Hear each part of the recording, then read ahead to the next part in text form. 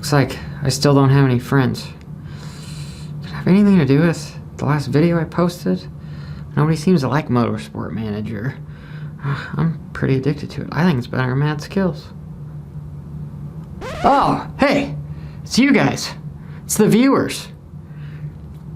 You guys caught me playing video games. Anyway, you guys ready for some speculation?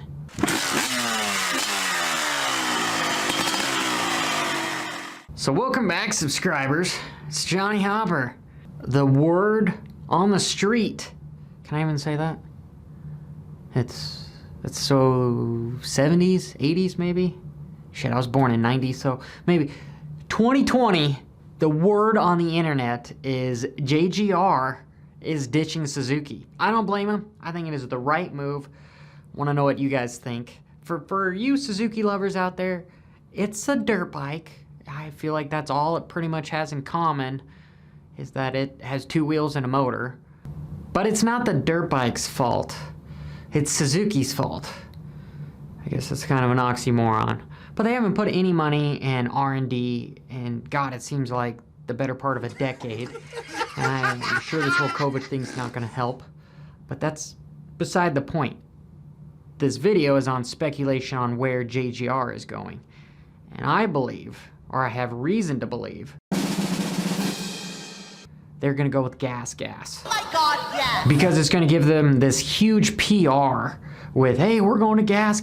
Because we all know gas specializes in enduro and trials. They've won a few trials championships, and I think they won an enduro in 1994 with a dude by the name of Paul Edmondson.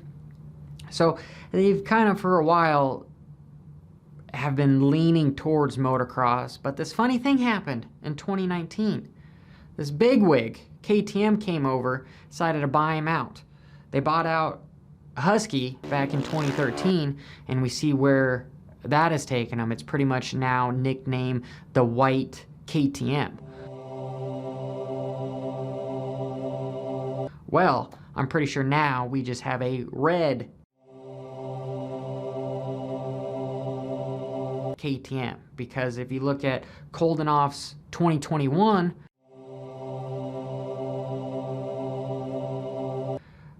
factory motocross bike, it's got the same frame as a KTM, same motor, same wheels, same brakes, same suspension. It's pretty much makes up a whole dirt bike. It's a red KTM. So it would be huge for JGR to kind of take the coattails of this rising dominant force in the motocross industry called KTM. And I'm saying over here in America. They've been a huge powerhouse over in Europe for many years. Now they're becoming sort of a monopoly with owning Gas, Husky, and you know, their original subsidy of KTM. Huge monopoly. They're going to have 3 big rigs at the tracks.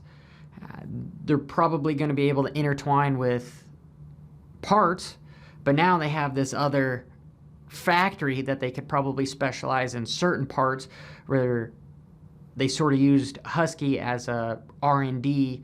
You know, that's what they used their 2021s. From what I've understood is some of the pieces parts that they were researching went on the Huskies first before they landed on their supreme flagship KTM.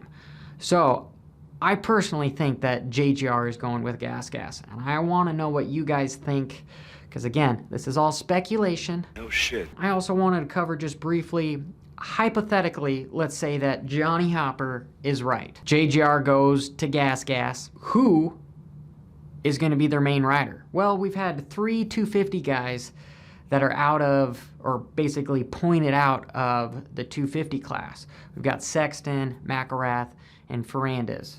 Dylan. I'm going to call him Dylan so I don't mess up his last name.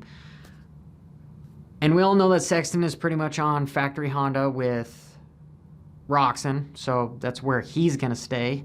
And I'm pretty sure that Dylan has been open about not wanting to go to the factory Yamaha team.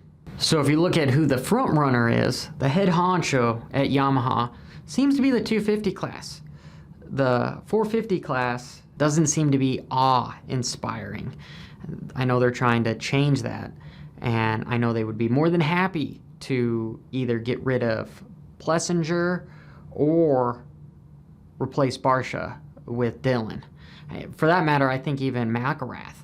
I know they're probably going to offer him some sort of a ride. I think Plessinger probably won't be on factory Yamaha next year, or even with a factory in general, which is sad because, again, I go over it more and more. We need to have more opportunities for these riders, especially past champions. You know, if you all remember Mookie being a 250 Supercross champion, he couldn't land a factory ride to save his life, and he didn't for his first year, which is just, I'm dumbfounded because of it. I do think if they had the opportunity, and I think Dillon probably is going to get the opportunity to go to Gas JGR if this actually comes to fruition.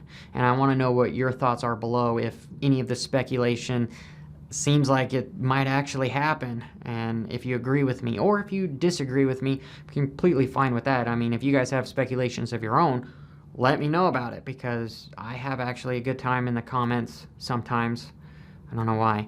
It would be a good move for even Shane to go to KTM Gas because they've got that whole monopoly, like I went over with Husky and now Gas, and then they'll have factory support with JGR. JGR gets to start over again and try to get back to potentially winning races like they did with Stewart. I don't know if that was the last time they did. I'd have to look it up, but their whole move to Yamaha and Suzuki, they need something different before they just completely go under. And we know because of Joe Gibbs, they've got at least somewhat backing to them. They just need a big factory corporation able to do that. And what about this huge powerhouse called KTM to come in?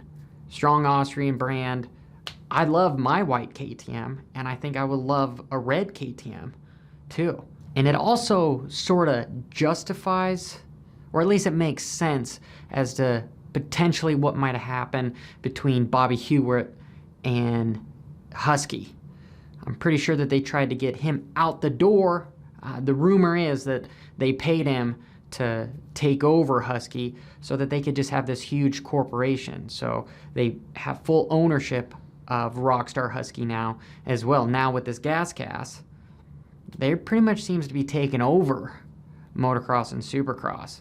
Could you imagine one corporation owning all of the manufacturers? I mean, there's not that many left if you've got KTM, Husky, Gas, and they end up being podium contenders, because we all know that KTMs are good. We all saw the Huskies are good. They just sweep the last Supercross with 3 riders. And then that also, I guess, gives Jason Anderson potentially a place to go if he gets removed from the Rockstar Husky team, because Bobby Hewitt isn't the manager anymore. But I think Roger DeCoster, what he's done with KTM, I don't think he's any slouch. He wants to have these hard-working individuals with him.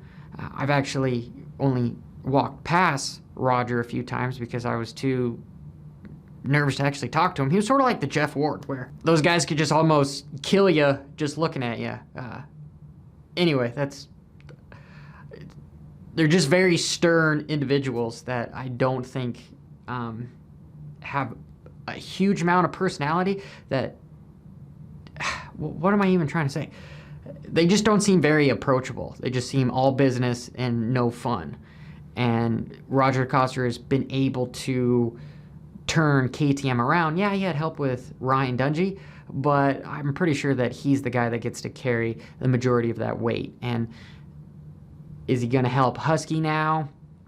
Because he's kind of transitioned that with the Baker's factory, which having the KTM, Troy Lee guys, and Rockstar guys there at the Baker's factory, and now this whole gas. I know that's a lot to try to manage, and I know he's just focused on Webb and Marvin trying to win a championship.